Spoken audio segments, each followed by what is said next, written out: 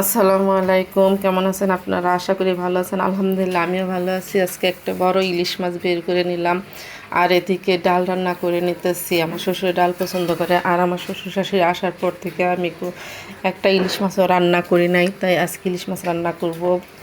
আর এদিকে ডিম নিয়ে আসছে দোকান থেকে, আমি ডিমগুলা ভালোভাবে ধুয়ে পরিষ্কার করে নিতেছি।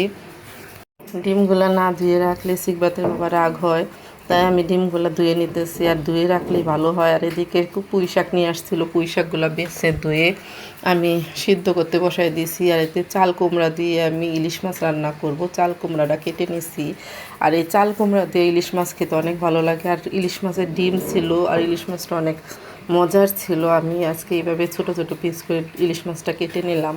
আর আমার শাশুড়ি ইলিশ মাছ খেতে অনেক পছন্দ করে, তাই ইলিশ মাছটা আমি এভাবে রান্না করে নেব। আর এদিকে আমি পুঁই শাকটা সিদ্ধ করে বসায় দিছি, তাই একটু নাড়াচাড়া দিয়ে দিলাম।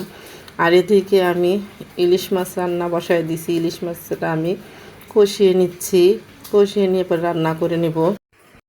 মাছগুলো তুলে নিলাম। এখন আমি এখানে চাল কুমড়া দিয়ে দিচ্ছি। চাল কুমড়াটা আমি ভালোভাবে নাড়াচাড়া করে এখন নাড়াচাড়া দিয়ে দিব। চাল কুমড়াটা দিয়ে আমি ঢেকে রাখবো, কিছুক্ষণ ঢেকে কষিয়ে নিব। আর এই তো আমার নাড়াচাড়া হয়ে গেছে, এখন আমি ঢাকনা দিয়ে ঢেকে রাখছি। আর কিছুক্ষণ পরে ঢাকনাটা উঠায় নিলাম। এখন আমি আবার একটু নাড়াচাড়া দিয়ে এখানে ঝোল দিয়ে দিব, অল্প ঝোল দিয়ে দিব। দিয়ে আমি এখানে মাছগুলো দিয়ে দিচ্ছি। এখন কষিয়ে রাখা মাছগুলো উপর দিয়ে দিয়ে দিলাম। দিয়ে এভাবে আমি চাল কুমড়া দিয়ে ইলিশ মাছ রান্না করে নেই।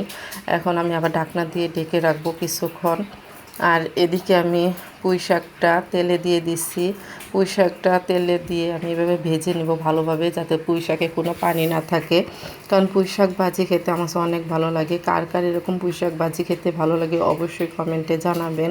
আর এদিকে পুঁই শাক ভাজিটাও হয়ে গেছে। পুঁই শাকটা আমি কিছুক্ষণের মধ্যে নামিয়ে নেব। আর এই পুঁই শাক ভাজিটাও আমার শ্বশুর অনেক পছন্দ করে, আর আমার শ্বশুর শাশুড়ি ইলিশ মাছও খেতে অনেক ভালোবাসে, তাই তাদের জন্য আজকে আমি চাল কুমড়া দিয়ে ইলিশ মাছ রান্না করে নিলাম। আর চাল কুমড়া দিয়ে ইলিশ মাছ রান্নাটা আমার হয়ে গেছে, আমি এখন নামিয়ে নেব।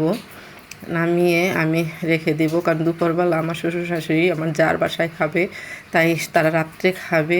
আর এদিকে আমি একটা তাল দিয়ে কেকের মতো করে পিঠা বানিয়ে নিলাম। আর এই পিঠাটা আজকে আমি প্রথম বানিয়ে নিয়েছি। দেখেন উপর দিয়ে কীরকম ফেটে গেছে, আর নিচ দিয়ে কেকের মতোই হয়েছে, অনেক সুন্দর হয়েছে, আর খাইতেও অনেক মজা লাগছে। আর আমি আজকে পিঠাটা আটা দিয়ে বানিয়ে নিয়েছি।